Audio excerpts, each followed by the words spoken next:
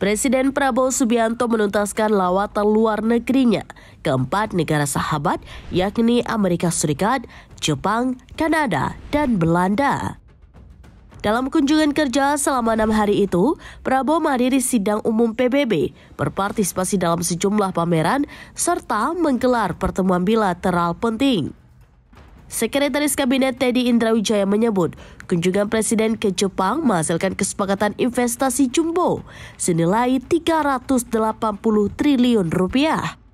Investasi ini diharapkan mampu memperkuat sektor strategis di Indonesia, mulai dari infrastruktur hingga energi.